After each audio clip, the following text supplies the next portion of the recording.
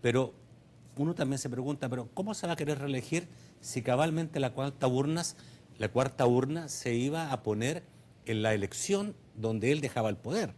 O Pero sea, se convertía en el presidente de la constituyente. ¿cómo? O sea, Él, porque, porque él tomaba la a ver, decisión esta elección unilateralmente. era en noviembre, ¿no? Y sigue siendo la elección planificada Sí, para noviembre, fines de noviembre. En esa sesión de noviembre se ponía una cuarta urna, si hubiera sido como hubiera querido Zelaya, y si la gente hubiera dicho sí, queremos constituyente, entonces eso hubiera empezado a correr después del gobierno de Zelaya, no, no antes del gobierno de no, no, Zelaya. no. La pregunta se estaba haciendo en junio y la respuesta se iba a dar en junio. El tema era convertirlo, el resultado de esa encuesta, en un mandato del pueblo. Y inmediatamente él decía, el pueblo pide una constituyente, el lunes él disolvía El el Congreso. Congreso y la Corte. Pero no pudo en junio. No pudo el 28 porque se dio la sucesión presidencial y la expatriación de Zelaya. Por eso es que no la pudo hacer. Pero el plan era hacerlo ese domingo. El domingo que se produjo el golpe de Estado. El domingo que se produjo la sucesión. Bueno, vamos a discutir No, esto es que si no es ha golpe sido de Estado. definido, no ha sido definido. Ni siquiera Estados Unidos lo ha podido definir, porque el concepto clásico de un golpe de Estado es que se gesta en el ejército asume el poder y se queda en el poder. Así se han entendido los golpes de Estado. Pero el ejército puede estar detrás del poder, no necesariamente tiene que estar adelante. Vamos a ir al corte, vamos a tratar de entender qué es lo que está pasando en Honduras y también la versión obviamente muy respetable de la actual vicecanciller. Ya volvemos. Bueno, la vicecanciller dice, lo que pasa es que el día que se sacó a Zelaya del poder, ese mismo día, él pensaba hacer esta consulta a la ciudadanía y transformar, y bueno, transformarse en el presidente, ¿no?, de una asamblea constituyente después de cerrar el Congreso Nacional. O sea, ¿usted dice que él quería dar un golpe de Estado? Bueno, el 25 de junio la Gaceta en Honduras. ¿Qué es la Gaceta, el diario oficial? El diario oficial de la Gaceta, por un decreto ejecutivo, dice: se supervisará la eficaz ejecución del proyecto de encuesta de opinión pública convocatoria Asamblea Nacional Constituyente. Era una convocatoria. Y entonces ya este decreto pues fue ya la gota que derramó el vaso, y obviamente se tomó la decisión frente a todos los desacatos de Zelaya. ¿Por qué entonces no se siguió el juicio legal correspondiente? ¿Por qué no fue la policía, si había una orden de la Corte Suprema, por qué no llegó la policía a detener al presidente Zelaya y mantenerlo detenido en Honduras? ¿Por qué hubo que sacarlo a la fuerza? ¿Por qué tuvo que ingresar militares? ¿Por qué tuvieron que sacarlo en pijama y tirarlo en Costa Rica? Eso es como, huele de todas maneras como un golpe de Estado. Correcto, mire, se dieron tantos acontecimientos previos a esto, y yo creo que lo que obligó prácticamente a tomar esta decisión fue la actuación del señor Zelaya 2 días antes, en la cual él irrumpió en la base aérea con sus turbas, abriendo los portones, desafiando la autoridad militar. Y no se le aplicó la ley. En ese momento lo debieron haber arrestado, pero se aplicó el concepto que se llama por estado de necesidad, para evitar un mal mayor. Entonces no se actuó. Zelaya había llegado a un momento y un punto de desacato tal a la ley, y estaba siempre rodeado de turbas, que es obviamente se pudo haber evitado de la expatriación, estoy totalmente de acuerdo.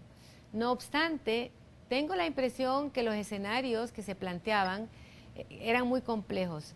Recordemos que en Honduras había empezado a filtrarse mucho mercenario venezolano, gente armada, expertos agitadores. Es impresionante cómo trabajan. Yo veo las turbas, empujan a la gente y se quedan unos hombres atrás, y cuando las turbas vienen de regreso con las bombas lacrimógenas, los vuelven a empujar. Bueno, es muy profesional el trabajo que ellos hacen en las manifestaciones. ¿Por qué? Si Zelaya, pienso, hubiese ido a una cárcel corriente, la vida de él hubiera estado en peligro, obviamente. Yo no sé cómo son las cárceles aquí, pero las nuestras son muy precarias, en condiciones muy precarias. Si los militares lo hubieran llevado a un lugar... A una base militar. Hubieran dicho, los militares secuestraron al presidente. Y si lo hubiésemos dejado en su casa, casa por cárcel, él hubiera estado instigando, como lo está haciendo desde la Embajada de Brasil, obstaculizando el paso y manteniendo... ¿Por qué sacarlo a medianoche? ¿Por qué sacarlo a medio vestir? Iba vestido. Se quitó la ropa cuando llegó a Costa Rica, porque como le decía antes, llevaba su tarjeta su tarjeta de crédito y gastó $80,000 en 2 días. Nadie duerme con la tarjeta de crédito. Sí le dieron tiempo de vestirse y de llevar sus cosas. Obviamente es un mea culpa. Es el pecado venial de todo. Lo anterior es lo más grave, todo lo que él estaba haciendo, pero a la comunidad internacional no le interesó nunca, ni en el transcurso de los eventos.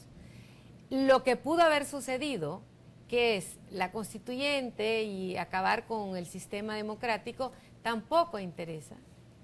Y no ahora Marta, el punto más crítico, y es natural, es un punto mediático que dio la vuelta al mundo y que no da tiempo para explicar lo sucedido. Ya ha bajado esa impresión y ya empieza a permear en los analistas políticos, en los politólogos, que detrás de Zelaya hubo tal cantidad de irregularidades e ilegalidades y que el proceso de sustitución fue legítimo. Ahora, visto desde fuera, obviamente es difícil entender algunas cosas, porque claro, usted me dice, Zelaya quería quedarse con el país, quería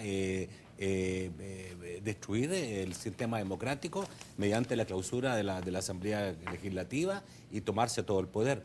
Pero Zelaya, digamos, fue presidente de 3 años y tanto, y que todo lo que todos sabemos es que fue un presidente democrático. ¿Sí? En Honduras, pues ha habido hasta ahora, recién que se cortó, amplia libertad de expresión. Zelaya nunca cerró medios de comunicación, Zelaya nunca fue contra la base de la democracia. Hay cantidad de demandas de derechos humanos que están en los archivos de la Fiscalía de persecución a periodistas que tuvieron que exiliarse del país.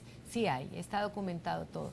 Pero ese no es el tema. El tema es que usted me dice que cómo saber si Zelaya realmente quería ser una constituyente. Está en el proyecto que él firmó, el decreto ejecutivo, el día 25 de junio. Y esto fue lo que reventó, como le dije, él propone textualmente la convocatoria a una Asamblea Nacional Constituyente. Tenía el resultado de los votos. Los tenía en las cajas listas que venían, como le dije, de Venezuela y de otros países. Frente a esta amenaza, frente a un presidente que no escucha a ninguno de los poderes del Estado, no escucha la Corte Suprema, no escucha la Fiscalía General del Estado, la Procuraduría, el Comisionado de Derechos Humanos, el Tribunal Superior Electoral, la Comisión Nacional Anticorrupción, la Iglesia Católica, la Iglesia Evangélica, la sociedad civil, la Asociación de Industriales. Era un clamor nacional que parara ese proyecto político. Tal es así que yo no sé si a ustedes les llama la atención que un presidente esté tan empecinado en volver al poder por 8 semanas, que es lo que le queda antes de las elecciones. ¿No le parece a usted sospechoso ese apego a volver a ser presidente? Claro bueno, que puede sí. ser un apego a la institucionalidad misma, ¿no? No. Si él fue elegido presidente, sí, pero no, él tenía su proyecto y lo sigue manteniendo. Y lo sigue insistiendo. Y no nos podemos equivocar quién está detrás de Zelaya. Chávez.